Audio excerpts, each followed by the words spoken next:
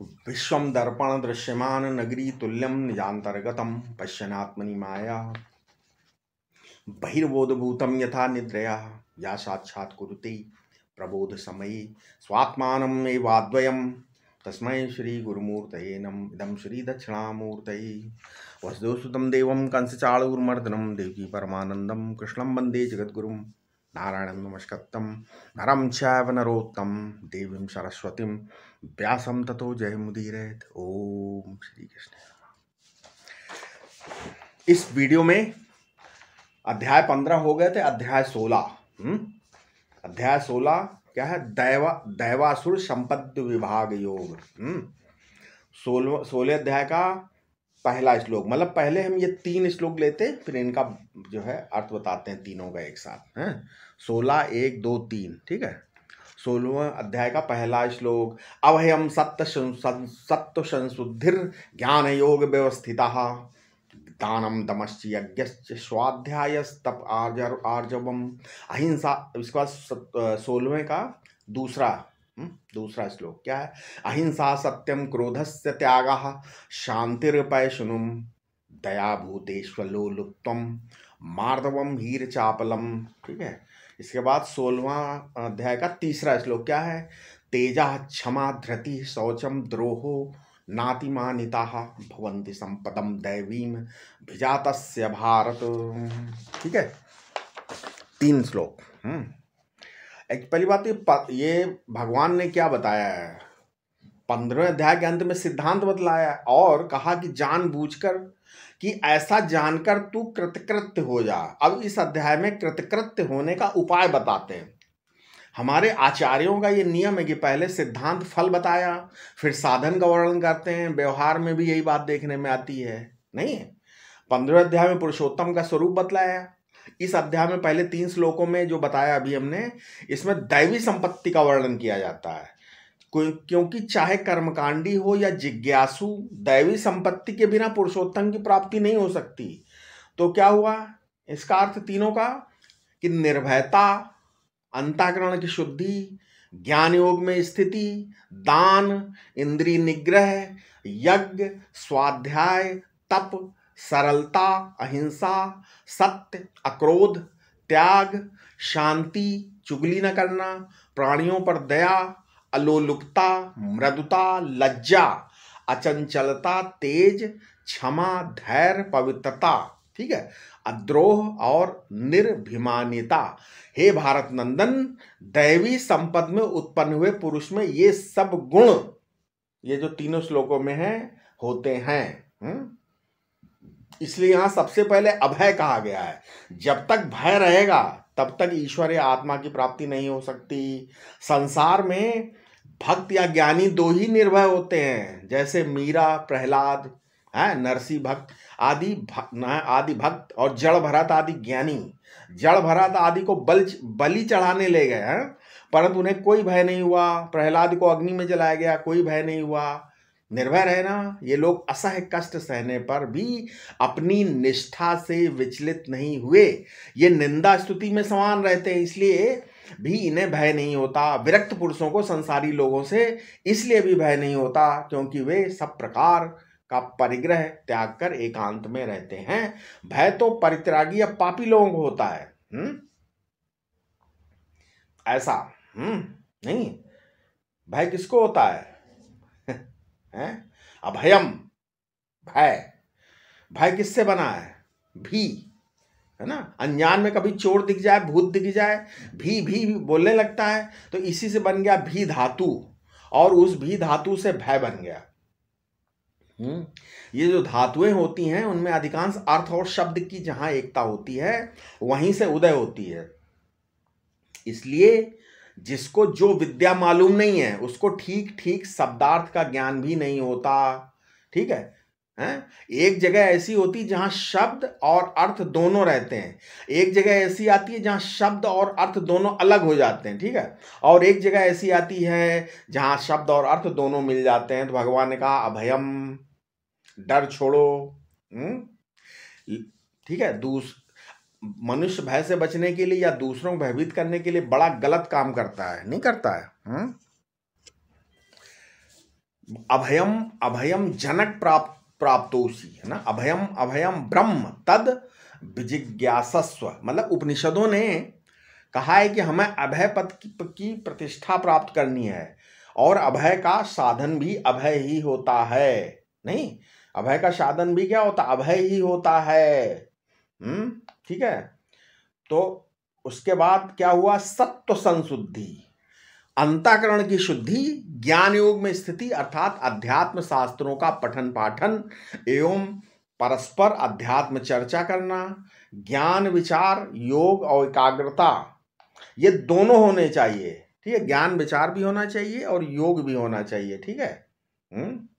इसलिए सत्व माने अभयम, सत्व माने अंतःकरण, सत है परमात्मा, और उसमें जब भाव का उदय होता है तब उसका नाम हो जाता है सत्व। और सत्य की भावात्मक अवस्था का नाम सत्व है। सत्य बिल्कुल निर्विशेष निर्धर्मक है, परंतु सत्व में जो भाव है उसका अर्थ है अंतःकरण की संशुद्धि। वह यह कि उसमें दूसरे को ठगना, छल कपट, झूठ बोलना ये सब ना आने पाए, इसी का नाम होता है सत्व संशुद्धि। है, ठीक है। उसके बाद उन्होंने बोला सत्व संशुद्धि, है ना। सत्व संशुद्धि के बाद क्या बोला, ज्ञान योग व्यवस्थिति ही, ज्ञान मतलब ज्ञान व्यवस्थिति और योग व्यवस्थिति, शास्त्र से आचार्य से सच्चा ज्ञान प्राप्त करना, मनन निधिध्यासन से उसको दृढ़ करना, यह तो हुई ज्ञान व्यवस्थिति। और योग व्यवस्थिति का अर्थ है यदि वो अन्य विषयक ज्ञान है उसमें, तो उसकी उपलब्धि के लिए साक्षात्कार करने के लिए प्रयास करना, और शब्द से यदि ज्ञान हो तो अन्य प्रयास का त्याग कर देना चाहिए। इसलिए बोलते सर्वत्रैव चा ज्ञानम संस्कारत्वेन गम्यते, मतलब जितने भी ज्ञान होते हैं उनका संस्कार होता है, और उन विद्वानों को प्राप्त करने के बाद भी कुछ कर्म करना पड़ता है। परंतु आत्मविज्ञान में ना तो संस्कार जन स्मृति है और ना वो संस्कार जनक है, क्योंकि वो तो केवल आवरण भंजनात्मक है ना। इसलिए कहा कि यादृक ज्ञानम तादृक बोधा, निष्ठा दो है, एक ज्ञान निष्ठा और योग निष्ठा। ठीक है, फिर भी और भी हो सकता है ज्ञान निष्ठा, सांख्य निष्ठा, और फिर योग निष्ठा, कर्म निष्ठा, है ना। तो वस्तुतंत्र निष्ठा का नाम ज्ञान निष्ठा है, और कर्ततंत्र निष्ठा का नाम क्या होता है, योग निष्ठा है। ठीक है, समझ में आया। उसके बाद आएगा दान, जो अपने पूज्य पुरुषों को दिया जाए, भूखे और कंगालों को देना दान नहीं है, दया है वो, समझे। भूखे आदमी को अगर आप दान करते हो तो वो दया है, दान नहीं है। पूज्य पुरुषों को दिया जाना चाहिए। भक्त और ज्ञानी दोनों में ही दान की प्रवृत्ति होती है। भक्त शुभ कर्मों में द्रव्य आदि लगाता है, और विचारवान विरक्त सबका बाध करता है, यही उसका दान है। विचारवान विरक्त पुरुष बाध कर देता, यही दान है। भक्त और ज्ञानी दोनों ही दानी है, क्योंकि भक्त भी सर्वत्याग करता है और ज्ञानी सबको मरीचिका के समान समझकर त्याग कर देता है। ठीक है, समझ में आया है। ये है ज्ञान, दानम। संस्कृत में तो एक का अर्थ यह है कि पदार्थ से अपनी ममता हटाकर उस पर दूसरों की ममता उत्पन्न करना, लेकिन संस्कृत के ही दर्शन शास्त्र में, मीमांसा में और वेदांत में दान शब्द का अर्थ अवदान आता है। अवदान माने काटना। ठीक है, पूर्व मीमांसा और उत्तर मीमांसा दर्शन में दोनों में ही दान माने काटना। जिस चीज को पकड़कर तुम बंध गए हो उसका नाम लेकर, मतलब उसके चक्कर में पड़ गए हो, उससे अपना रिश्ता काट देना दान होता। धर्म का दान ऐसा होता है, इदम ना मम, है ना। बस इन चीजों के साथ मेरा कोई संबंध नहीं, पहले भी नहीं था, अब भी नहीं, आगे भी नहीं रहेगा। तो ये जो मेरा नहीं है उसको मेरा मान कर भारी तकलीफ में पड़े हो, है ना, और मेरेपन को काट देना, ये आध्यात्मिक दान है। ठीक है, द्रव्य दान भौतिक दान है, और उसको भगवत अर्पण कर देना आधिदैविक दान है, और उससे संबंध विच्छेद मात्र आध्यात्मिक दान है। ठीक है, 3 प्रकार के दान बता दिए। अब देख लो कि आप कौन सा दान करते हो। अब आप 2 केले 2 सेब भगवान की मूर्ति के सामने रख दिए और कहा, हे भगवान, ये केले और अमरूद हमारे नहीं हैं, ये केले हैं, अंगूर आदि सेब आदि हमारे नहीं है, ये तो तुम आपके हैं, तो हमारे नहीं है, इतना तो सच है। लेकिन भगवान ने कहा नहीं कि हमारे हो गए तो उनके भी नहीं हुए, फिर माल हो गया लावारिस, नहीं ना भगवान ने लिया, आपने दे दिया। क्यों? माल तो मालिक का होता है, इसलिए ये सरकारी हो गया बस, ठीक है, नहीं हो गया सरकारी माल हो गया अब ये। तो हो गया क्या? प्रसाद। अब उन उन केलों को, उन सेबों को से मैं मेरा छोड़ दिया, भगवान ने उनसे अपना मैं मेरा जोड़ा नहीं, बीच में पुजारी लूट ले गए, ये बात दूसरी है। लेकिन जो वस्तु निर्मम होती है, हम ममत्वहीन होती है, वो भगवान की हो जाती है। ये बादल किसके हैं, ये तारे किसके हैं, ये सूर्य किसके हैं, चंद्रमा किसके हैं? ये आपने जो जो फल भगवान के सामने रख दिए वे किसके हैं? उसी के हैं जिसके सूर्य चंद्रमा उतारे हैं। आध्यात्मिक दान में पात्र की समीक्षा नहीं होती, आदिदैविक दान इष्ट देवता के लिए होता है, और आदि भौतिक दान में देशे चा काले चा पात्रे चा चलता है, ठीक है, समझे? उसके बाद आया दमश्च, दम। ये दम क्या है? अपनी इंद्रियों को स्वच्छंद रूप से बाहर प्रवृत्त नहीं होने देना। मनुष्यों के लिए दान है, दैत्यों के लिए दया है, और देवताओं के लिए दम है। मनुष्यों में 3 प्रकृति होती हैं।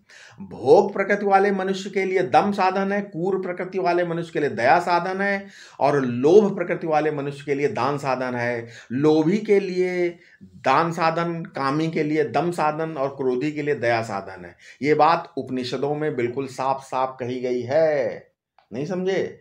ये बात उपनिषदों में कही गई है, ऐसा मत समझना कि हम बता रहे हैं, ठीक है। दम में एक और हो सकता है, इंद्रियों को वश में रखना। 12 प्रकार के यज्ञ चतुर्थ अध्याय में कहे गए ना। स्वाध्याय, अपने इष्ट मंत्र या शास्त्र का नियम पूर्वक पारायण करना। तप, 17वें वृत्ति या आत्माकार वृत्ति है। आर्जव है सरलता, ना, ठीक है, ऐसी चीजें। यानी क्या हुआ? दमश्च हो। यज्ञश्च, यज्ञ माने होता है प्रकृति में निरंतर जलने वाली नैसर्गिक प्रक्रिया। सूर्य यज्ञ कर रहा है ना, सबको प्रकाश दे रहा है। गंगा जी यज्ञ कर रही हैं, सबको जलदान कर रही हैं। पृथ्वी यज्ञ कर रही है, क्या कर रही है? सबको धारण कर रही है। और चंद्रमा यज्ञ कर रहा है, सबको आह्लाद कर रहा है। ऐसे ही हमारे शरीर से भी किसी को 1 गिलास पानी मिल जाता है, 1 मुट्ठी अन्न मिल जाता है, 1 कपड़ा मिल जाता है, किसी घाव पर हम अपने हाथ से दवा लगाते हैं, किसी, ठीक है, तो कोई परेशान है, उसके ऊपर थोड़ा प्रेम की वर्षा कर। ये जो हमारे किसी जले भुने कानों में थोड़ी सी मीठी बात सुना देते हैं, वो क्या है? आहुति हो गई, कान कुंड हो जाते हैं, मीठी वाणी आहुति हो जाती है, वो भी यज्ञ हो जाता है। इसी का नाम यज्ञ है। केवल कुंड में आहुति देने से ही यज्ञ नहीं होता, कान में, मुंह में, आंख में आहुति देने से भी यज्ञ होता है, हैं? क्योंकि उनमें देवता बैठे हुए हैं और वे अपनी अपनी आहुति देते हैं। जैसे ओम सूर्य, हाँ, ज्योतिर्भ्य स्वाहा, ओम दिग्ज्योतिर्भ्य स्वाहा, ओम वरुण ज्योतिर्भ्य स्वाहा, ओम अश्विनी कुमार ज्योतिर्भ्य स्वाहा, होता कि नहीं? ये सब यज्ञ है। इस प्रकार जगह जगह यज्ञ हो रहा है। भगवान का आशा है कि तुम भी अपने जीवन को यज्ञमय बना दो। स्वाध्याय, स्वाध्याय का अर्थ है कि कम से कम 1 अध्याय तो पढ़ो भाई, पराध्याय मत पढ़ो, स्वाध्याय, है ना। लेकिन हम तो पराध्याय पढ़ने में है ना, पराध्याय, दूसरों का अध्याय पढ़ने में समय गवा देते हैं। क्या? अरे भाई उसका लड़का यार ऐसा है, बेटी ऐसी, बहू ऐसी ऐसी ना, ये पराध्याय है। इसी तरह पराध्याय पढ़ने में अनात्माध्याय पढ़ने लगते हैं। स्वाध्याय तो आत्माध्याय है और आध्यात्मिक अध्याय है। अपने आप का निरीक्षण, आत्मनिरीक्षण, आत्मज्ञान, आत्मा का अध्ययन। और जो देवता विषय का अध्ययन है, ईश्वर विषय का अध्ययन, वो आदिदैविक ही है। ईश्वर में यदि अन्यता है तो वो आदिदैव, अधिदैव ही है, अध्यात्म नहीं है, ठीक है। तो ये है। तो सबको स्वाध्याय, मतलब अब मान लो कोई किसी का कोई ब्राह्मण और किसी भी पर्टिकुलर शाखा के वेद का अध्ययन करना चाहिए उन लोगों, तो उसको वही उनके लिए स्वाध्याय है। योगियों ने स्वाध्याय शब्द का प्रयोग पारिभाषिक अर्थ में किया। वे कहते हैं कि आप जिस देवता का, ठीक है, दर्शन करना चाहते हो, उस देवता के मंत्र का जप कीजिए। ये दिया है योग सूत्र 2 अध्याय के। उन्होंने बोला स्वाध्यायाद इष्ट देवता संप्रयोग, उन्होंने बोला आप द्वादशाक्षर मंत्र का जप कीजिए, लीजिए भगवान का दर्शन। षडक्षर राम मंत्र का जप कीजिए, लीजिए राम का दर्शन। षडक्षर कृष्ण मंत्र का जप कीजिए, लीजिए भगवान श्री कृष्ण का दर्शन। इष्ट देव का संप्रयोग करने के लिए स्वाध्याय माने जप की जरूरत पड़ती है, ठीक है। स्वाध्याय से योग, योग से स्वाध्याय, अब स्वाध्याय योग दोनों की संपदा आई तथा परमात्मा का दर्शन हुआ, ठीक है। ये है। यदि जप में थकान मालूम हो तो आंख बंद करके ध्यान करो, समझ में आया। मान लो आपको जप कर रहे हो, आपको थकान मालूम हो रही तो आंख बंद करके ध्यान करो, और ध्यान में तबीयत उठने लगे तो माला फेरो। यदि दोनों में थकान मालूम पड़े तो स्वाध्याय करो, ठीक है। ऐसा ये कर सकते हो। उसके बाद अहिंसा, स्वार्थ त्याग, मन वाणी या शरीर से किसी को कोई कष्ट न देना। वाणी मनुष्य की बहुत बड़ी निधि है। इसके दूषित होने से मन और वीर भी दूषित हो जाते हैं, जिससे ब्रह्मचर्य आदि तप में भी बाधा पड़ती है और आध्यात्मिक उन्नत नहीं हो पाती। अतः वाणी के दोष से बचना बहुत आवश्यक है। उसके बाद सत्य, देखे सुने को ज्यों का त्यों कह देना सत्य है, उसे कुछ भी घटाएं बढ़ाएं नहीं। सत्य ही भगवान है। इस सत्य स्वरूप भगवान की प्राप्ति सत्य भाषण से ही होती है। इसकी गणना जो अत्यंत महत्वपूर्ण 5 धर्म हैं उनमें भी है। वे 5 धर्म में क्या, सत्य से बढ़कर कोई धर्म नहीं, बोलते नहीं, मौन से बढ़कर कोई धर्म नहीं, फिर बोलते जप से बढ़कर कोई यज्ञ नहीं, विचार से बढ़कर कोई ज्ञान नहीं, और त्याग से बढ़कर कोई सुख नहीं, ऐसे कहा जाता है। ठीक है। इसे बोलते तपहा, थोड़ा अपने को पकाओ, ठीक है। इसलिए जानबूझकर अपने को पक्का बनाओ, पक्का पक्का बनाना ही तप है। अपने धर्म के पालन के थोड़ा कष्ट सहन करो भाई। यदि तुमने कह दिया कि हम दूसरे का पकाया नहीं खाएंगे तो लोग कहेंगे भाई तो बहुत संकीर्ण विचारधारा वाला व्यक्ति, ये दूसरे का छुआ नहीं खाता। और यदि स्वयं अपना भोजन पकाकर खाओगे तो लोग ये नहीं कहेंगे कि इसको खुद चौका बर्तन करना पड़ता है, खुद आग जलानी पड़ती है ना। तब क्या है, तब सचमुच तुम्हारा बनाया हुआ भोजन बलि वैश्य देव करने योग्य हो जाता है। तुमने परिश्रम करके भोजन बनाया, इसलिए भगवान के भोग लगाने योग्य हो जाता है। उसमें केवल दाल चावल पर ही स्वत्व नहीं होता, उसके लिए जो तपस्या और परिश्रम करना पड़ता है वो भगवान का भगवान के प्रसाद का हेतु होता है, ठीक है।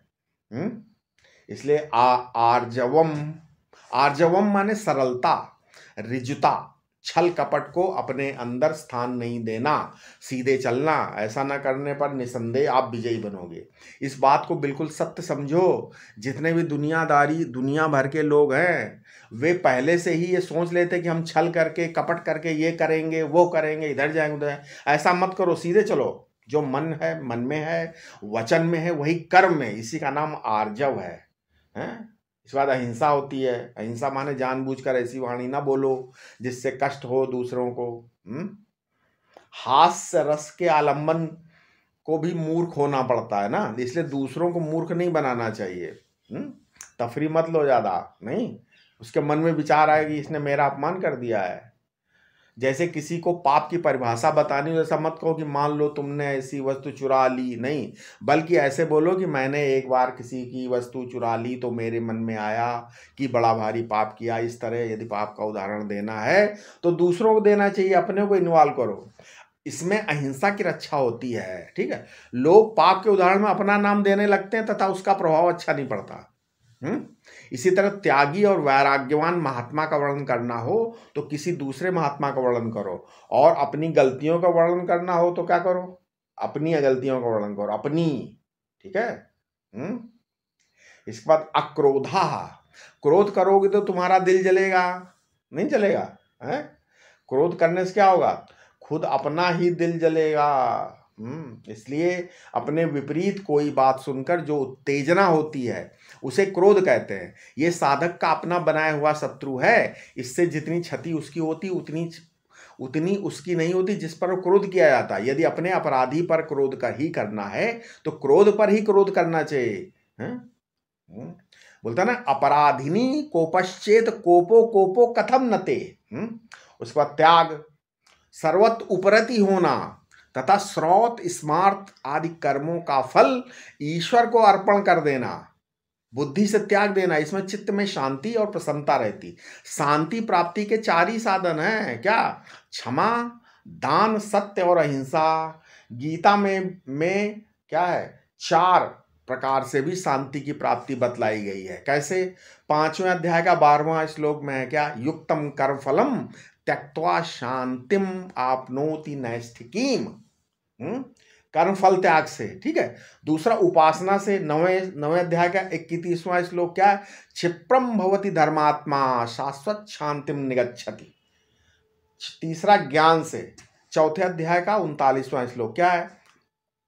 ज्ञानम लब्ध्वाम पराम शांतिम अचिरेणाधिगच्छति, ठीक है। और चौथा ज्ञान निष्ठा से। ये 6ठे अध्याय का 15वां श्लोक क्या? युञ्जन्नेवं सदात्मानं योगी नियत मानसः शांतिम निर्वाण परमाम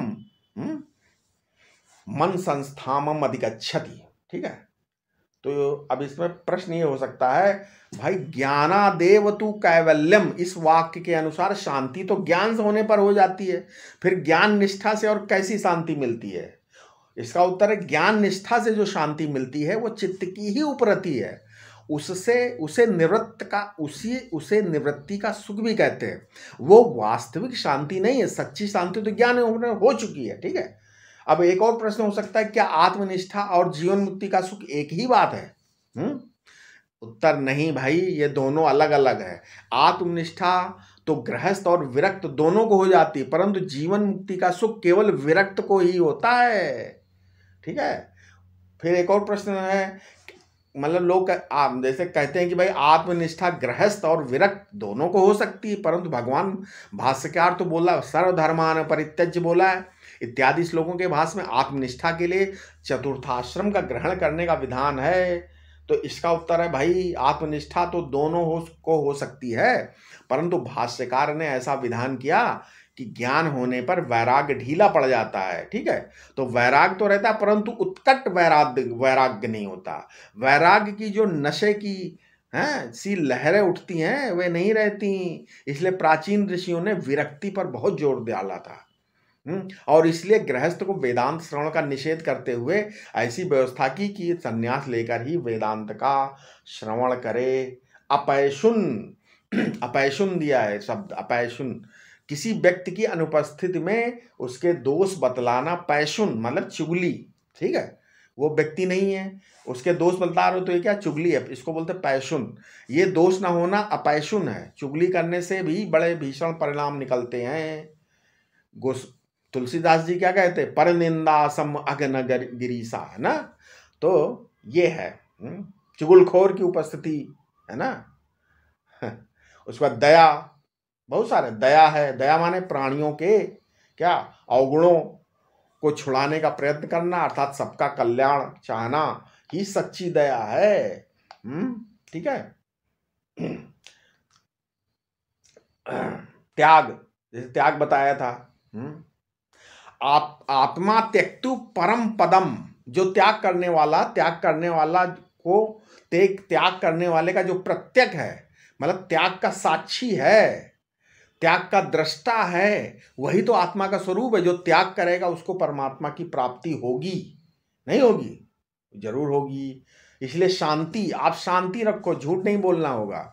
आप अगर शांति नहीं रखोगे तो हिंसा नहीं होगी, शांति रखोगे तो चोरी नहीं होगी, शांति रखोगे तो परिग्रह नहीं होगा, शांति रखोगे तो ब्रह्मचर्य भंग नहीं होगा। है शांति भैया सब सद्गुणों की जननी है।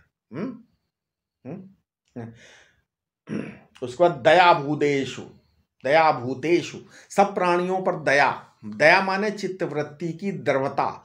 वाल्मीकि रामायण में भगवान राम के स्वभाव का वर्णन आया है, उसमें उससे विदित होता है कि वे कितने दयावान थे। जब भगवान राम किसी को दुखी देखते थे तो उसके लिए डबल दुखी हो जाते थे। इस पर टीकाकारों ने बड़ा रसास्वादन किया है। उनके अनुसार जब किसी बच्चे के हाथ से सोने का कंगन खो जाता है तब बच्चा रोने लगता है, हमारा कंगन।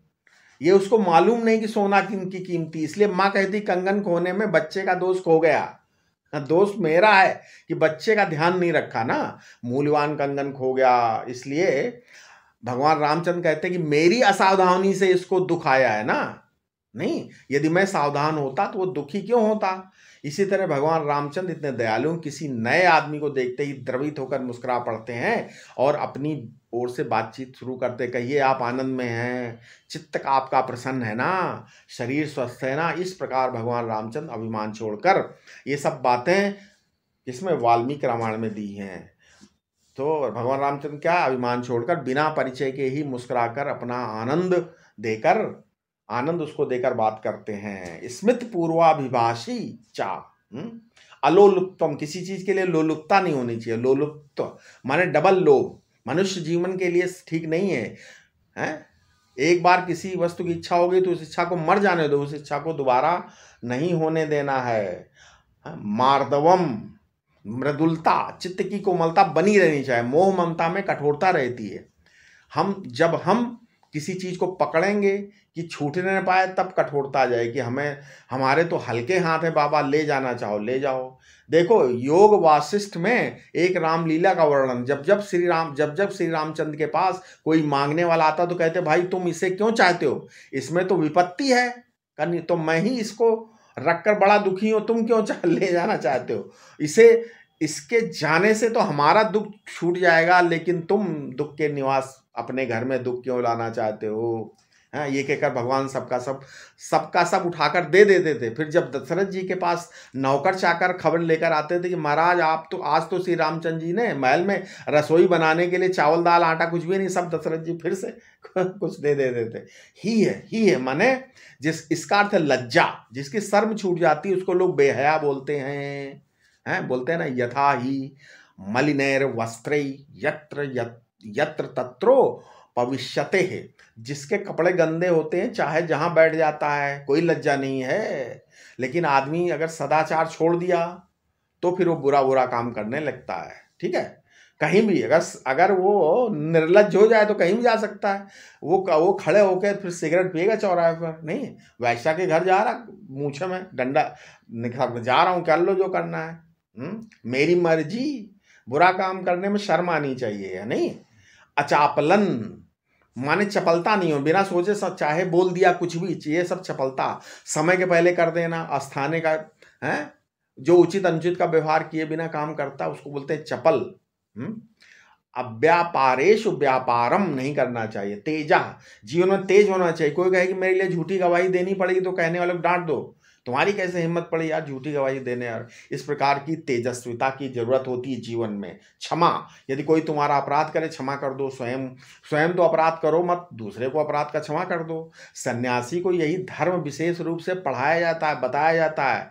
भैया सन्यास लेते समय वो तो संकल्प लेता है, उसमें एक संकल्प यही है क्या, अभयम सर्वभूतेभ्यो मत्त अस्तु स्वाहा। ठीक है, संसार के सब क्या सब प्राणी सब मुझे निर्भय हो जाएं। प्राणी अब मुझसे निर्भय हो जाए। अब अपराधी को दंड देना मेरा काम नहीं है। दुनिया में चाहे कोई अपराध हो उसे राजा दंड दे, कोई दंड दे, सेना दंड दे, पुलिस दंड दे। मैंने तो अपने लिए दंड ले लिया, अब मैं दूसरे को दंड नहीं दूंगा। ठीक है, इस प्रकार इस दुनिया में जितने भी दान हुए सब अभय दान, 16वें हिस्से के बराबर भी नहीं है। ठीक है, धन दान बड़ा दान है, विद्या दान बड़ा नहीं, किंतु अभय दान सबसे बड़ा दान। धृति, अपने को रोक कर रखो, ये नहीं कि मन में आया सो बोल दिया, जहां मन हुआ चले गए, अरे बाबा ऐसा करना था, फिर तो तुम पशु हो गए। मनुष्य होने का अर्थ है उसके अंदर धृति शक्ति होनी चाहिए। शौचम, इसका अर्थ पवित्रता। ये दो प्रकार की होती है, एक अंतः पवित्रता, दूसरी बहि पवित्रता। ये दोनों ही जीवन में आनी चाहिए। ठीक है, उसके बाद अद्रोहम, किसी से द्रोह नहीं करना चाहिए। कहते हैं कि सब कुछ भले ही छोड़ दो लेकिन शील का परित्याग मत करो। ठीक है, इंद्र जब ब्राह्मण का वेश धारण करके प्रहलाद की सेवा करते थे तब इंद्र ने प्रहलाद का रहस्य जान लिया, पर इंद्र ने कहा कि अपना शील भी मुझे दे दो। तब प्रहलाद ने कहा बस भाई बस, ये तो मेरे पास ही रहेगा। समझ गए, शील का परित्याग नहीं है। अद्रोहा सर्वभूतेषु कर्मणा मनसा गिरा अनुग्रहश्च दानम ना शीलमेतद प्रसहते। कर्म से, वाणी से, मन से के साथ किसी से द्रोह न करो, सबके ऊपर अनुग्रह करो, सबके ऊपर कृपा करो, अपना सबको अपना समझकर अपनाओ। ठीक है, ठीक है। दुख में दुखी की मदद करनी चाहिए, उससे भी द्रोह नहीं करना चाहिए, ऐसा समझो। ठीक है। अब इसके आगे अभी बाकी है थोड़ा ना, आगे बाकी कुछ और गुण, वो हम अपने अगले वीडियो में बताएं। आशा आपको जरूर समझ में आया होगा। कृपया इस वीडियो को दूसरों तक पहुंचाएं, साझा करें। ओम शांति शांति शांति।